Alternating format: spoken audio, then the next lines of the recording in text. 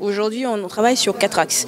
L'axe, c'est la France en bonne santé, l'outre-mer en bonne santé. Donc aujourd'hui, on va aller chercher 3 millions de pratiquants supplémentaires. On va lutter contre les inégalités à la pratique dans les territoires, en fonction des territoires, mais en fonction aussi des publics. Et je ne vais pas oublier le public féminin et le public des personnes en situation de handicap.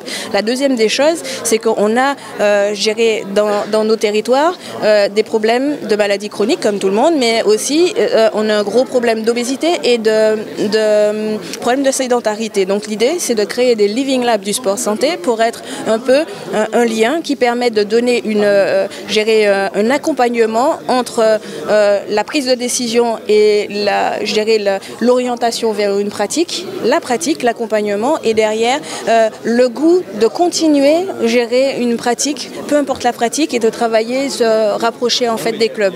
Donc on va faire des appels à manifestation d'intérêt dans 2-3 semaines pour justement tout à chacun puisse se dire je peux créer ce Living Lab du sport. Alors Living Lab avec la réalité augmentée mais aussi l'accompagnement parce qu'il faut un accompagnement. Lorsqu'on est une cible fragile, une personne qui revient d'un cancer qui est en rémission, il faut un accompagnement plus spécifique, adapté.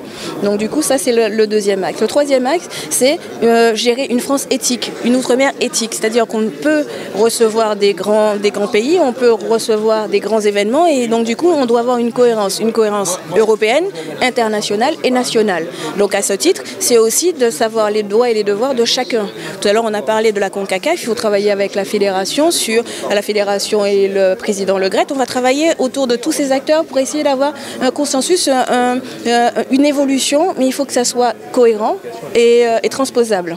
Et la dernière des choses, je garde le meilleur pour la fin, c'est la France qui rayonne. La France qui rayonne, c'est l'outre-mer qui rayonne, de par ses talents sportifs, mais de par aussi ses grands événements, c'est de par sa filière économique du sport. Je pense qu'on a des acteurs économiques sur nos îles, on n'a pas à rougir, on a des champions, mais on a aussi gérer des entreprises qui peuvent aussi rayonner, gérer au niveau international. Donc le ministère aujourd'hui s'engage à travailler avec tous ces acteurs, cet écosystème positif et de performance pour rayonner chez nous, en Outre-mer, faire rayonner nos champions à l'international, mais rayonner aussi, de par la francophonie. Et j'ai envie de vous faire un grand coup de chapeau, un grand clin d'œil en disant pourquoi pas des prochains jeux, les jeux de la francophonie chez nous.